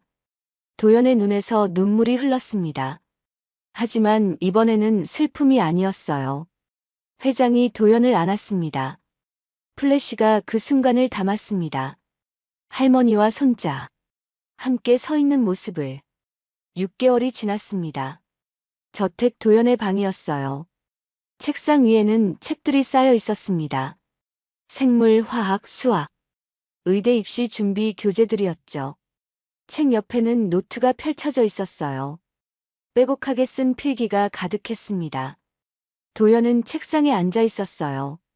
형광등 불빛 아래서 책을 읽고 있었죠. 밤 11시였습니다. 손목의 금시계가 희미하게 빛났어요. 문이 조용히 열렸습니다. 회장이 들어왔어요.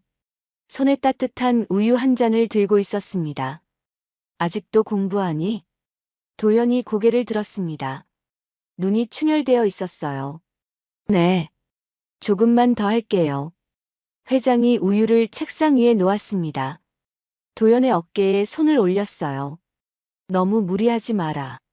건강이 먼저야. 괜찮아요. 꼭 합격하고 싶어요. 도연이 손목의 시계를 만졌습니다. 아버지처럼 되고 싶어요. 회장의 눈가가 붉어졌습니다. 석 달이 더 지났습니다. 의대 입시 발표 날이었어요. 아침 10시 인터넷으로 합격자를 발표하는 날이었죠. 도연은 방에 혼자 있었습니다. 컴퓨터 앞에 앉아 있었어요. 손이 떨렸습니다. 마우스를 잡았지만 클릭할 수 없었죠. 문이 열렸습니다. 회장이 들어왔어요. 함께 보자. 회장이 도연 옆에 섰습니다. 도연이 마우스를 움직였습니다. 합격자 조회 페이지로 들어갔어요. 수험 번호를 입력했습니다. 하나, 둘, 셋. 손이 떨려서 번호를 잘못 눌렀어요. 지우고 다시 입력했죠. 엔터를 눌렀습니다. 화면이 바뀌었어요. 합격을 축하합니다. 글자가 떴습니다. 도연은 화면을 멍하니 봤습니다. 믿기지 않았어요. 다시 봤습니다. 여전히 같은 글자였죠. 아빠. 해냈어요. 도연의 목소리가 떨렸습니다. 회장이 도연을 안았습니다. 두 사람은 한참을 그렇게 서 있었어요. 며칠 후였습니다. 도연은 회장과 함께 아버지 태성의 서재로 갔습니다. 합격증을 들고 있었어요. 서재 문을 열었습니다. 책들이 그대로 있었어요. 먼지는 이제 닦여 있었습니다. 회장이 가끔 와서 청소했죠. 도연은 책상 앞에 섰습니다. 합격증을 책상 위에 조심스럽게 놓았어요. 아버지, 저 의대 갔어요. 작은 목소리였습니다. 회장이 도연의 어깨에 손을 올렸습니다. 아무 말도 하지 않았어요. 그냥 함께 서 있었죠. 일주일이 지났습니다. 도연은 자신의 방을 정리하고 있었어요. 옛날 원룸에서 가져온 짐들을 정리하는 중이었죠. 대부분 버릴 것들이었습니다. 박스 하나를 열었습니다. 낡은 옷가지들이 들어 있었어요. 그 밑에 뭔가 딱딱한 게 만져졌습니다. 꺼내봤어요. 캠코더였습니다. 오래된 캠코더였어요. 케이스가 금이 가 있었고 버튼이 떨어져 나간 것도 있었죠. 도연은 캠코더를 들어 올렸습니다. 전원 버튼을 눌렀어요. 아무 반응이 없었습니다. 고장 난 것 같았죠. 의대 오리엔테이션 날이었습니다. 강의실에서 교수가 말하고 있었어요. 의사는 기록자입니다. 환자의 증상을 기록하고 치료 과정을 기록하죠.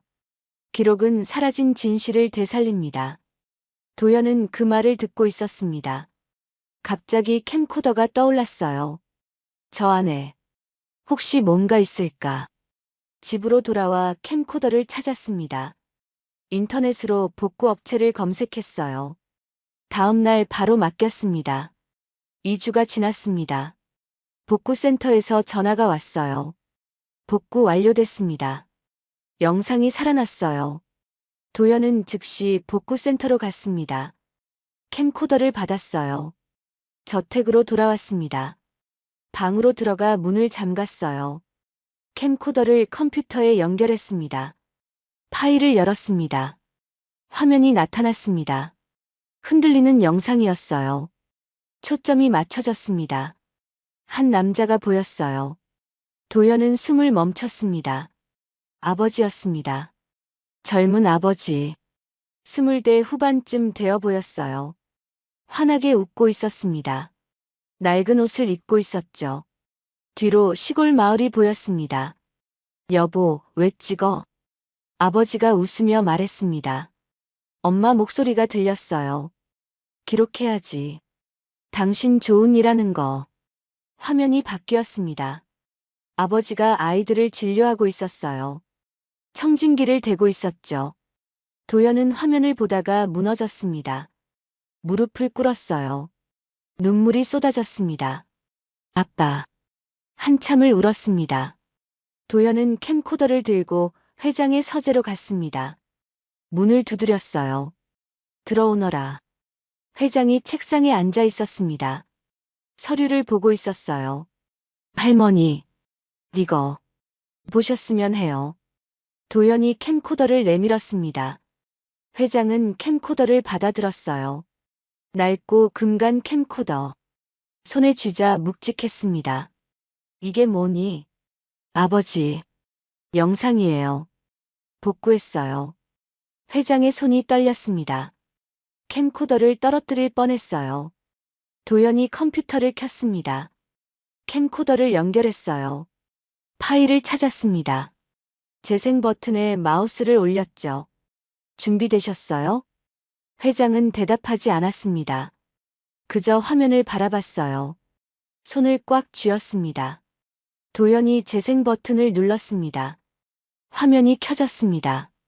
검은 화면. 잡음. 그리고 태성이 나타났습니다. 회장의 입에서 작은 소리가 났습니다. 숨 쉬는 소리. 아니, 숨이 멎은 소리였어요. 화면 속 태성은 웃고 있었습니다. 카메라를 보며 손을 흔들었어요. 입이 움직였죠. 여보, 왜 찍어? 목소리가 스피커로 흘러나왔습니다. 회장의 몸이 굳었습니다. 의자를 꽉 움켜쥐었어요. 손톱이 하얗게 질렸죠. 태성의 목소리. 15년 만에 듣는 아들의 목소리. 회장은 화면에서 눈을 뗄 수 없었습니다. 태성이 움직이고 있었어요. 살아 있었습니다. 웃고 말하고 숨 쉬고 있었죠. 회장의 손이 저절로 화면으로 갔습니다. 떨리는 손가락이 화면에 닿았어요. 차가웠습니다. 하지만 화면 속 태성은 따뜻해 보였어요. 태성아. 목소리가 나왔습니다. 떨렸어요. 깨졌죠. 화면이 바뀌었습니다. 태성이 시골 마을을 걷고 있었어요. 아이들이 뛰어와 태성의 손을 잡았습니다. 태성이 웃으며 아이들 머리를 쓰다듬었어요. 회장은 그 손을 봤습니다. 태성의 손. 어릴 적 자신의 손을 잡았던 그 손. 이제 다른 아이들을 쓰다듬고 있었어요. 눈물이 흘렀습니다. 회장은 닦지 않았어요.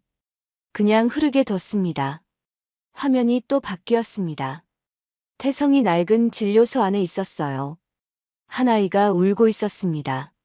태성이 무릎을 꿇고 아이 눈높이에 맞췄어요. 청진기를 꺼내 아이 가슴에 댔습니다. 아프지 않아. 괜찮아. 태성의 목소리가 들렸습니다. 부드러웠어요. 따뜻했죠. 회장은 그 목소리에 무너졌습니다. 의자에서 미끄러져 내렸어요. 바닥에 무릎을 꿇었습니다. 태성아. 우리 태성이. 손으로 입을 막았습니다. 하지만 소리가 새어나왔어요. 흐느끼는 소리. 태성이 주머니에서 사탕을 꺼냈습니다. 아이에게 줬어요. 아이가 울음을 그치고 웃었습니다. 태성도 웃었어요. 환하게, 행복하게. 회장은 그 웃음을 봤습니다. 15년 동안 보지 못했던 아들의 웃음. 사진 속 웃음이 아니라 살아 움직이는 웃음. 미안해. 태성아. 엄마가 미안해. 목소리가 떨렸습니다. 화면 속 태성은 계속 웃고 있었어요. 아이들과 놀고 환자들을 돌보고 사람들에게 웃어주고. 회장은 화면을 보며 손을 뻗었습니다. 만지고 싶었어요. 안아주고 싶었죠. 하지만 손은 차가운 화면만 만졌습니다. 태성아. 엄마 여기 있어. 엄마. 화면이 또 바뀌었습니다. 태성이 카메라를 정면으로 보고 있었어요. 진지한 표정이었습니다. 언젠가 내 아이도 사람을 살리는 사람이 됐으면 좋겠어. 회장의 심장이 멎는 것 같았습니다. 의사가 되든 다른 방법이든 사람을 도우면 좋겠어. 그게 내 꿈이야. 태성이 다시 웃었습니다. 언젠가 내 아이에게 이 영상을 보여주고 싶어. 아빠가 어떻게 살았는지. 화면이 흔들렸습니다. 엄마가 카메라를 들고 있었나 봐요. 당신 참 좋은 아빠 될 거야. 엄마의 목소리가 들렸습니다. 태성이 카메라를 향해 손을 흔들었어요. 아빠가 사랑한다. 화면이 꺼졌습니다. 서재는 조용했습니다. 컴퓨터 펜 돌아가는 소리만 작게 들렸어요. 회장은 바닥에 무릎을 꿇은 채 화면을 바라보고 있었습니다. 검은 화면. 아무것도 없었어요. 하지만 회장은 계속 바라봤습니다.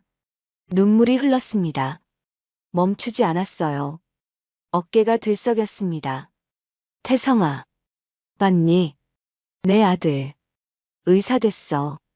내 꿈. 이루고 있어. 목이 메었습니다. 미안해. 정말. 미안해. 엄마가 너를 지켜주지 못해서. 도연은 회장 옆에 무릎을 꿇고 앉았습니다.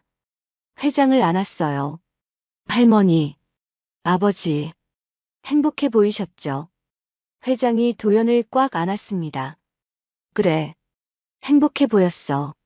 우리 태성이 정말 행복해 보였단다. 두 사람은 한참을 그렇게 앉아 있었습니다. 해가 저물고 있었어요. 창문으로 붉은 빛이 들어왔습니다. 회장은 눈물을 닦았습니다. 떨리는 손으로 도연의 얼굴을 만졌어요. 태성이 너를 봤을 거야. 네가 아버지 뜻 있는 거 분명 보고 있을 거란다. 도연이 고개를 끄덕였습니다. 손목에 금시계를 만졌어요. 제가 아버지 꿈 꼭 이룰게요. 1년 후 도연은 흰 가운을 입고 있었습니다. 의대생 가운이었어요. 병원 복도를 걷고 있었죠. 손목에는 여전히 금시계가 빛나고 있었습니다. 봉사활동 첫날이었습니다. 시골 마을로 가는 날이었어요. 아버지가 갔던 그곳. 회장이 배웅을 나왔습니다. 현관에서 도연을 봤어요. 잘 다녀오너라. 네, 할머니. 도연이 차에 올랐습니다. 창문을 내렸어요. 아버지처럼. 잘해올게요. 차가 출발했습니다. 회장은 손을 흔들었어요. 차가 보이지 않을 때까지. 회장은 서재로 돌아갔습니다. 태성의 사진을 봤어요. 태성아, 내 아들이 내 꿈을 이루고 있단다. 사진 속 태성이 웃고 있었습니다. 회장도 미소 지었어요. 금시계는 계속 흘러가고 있었습니다.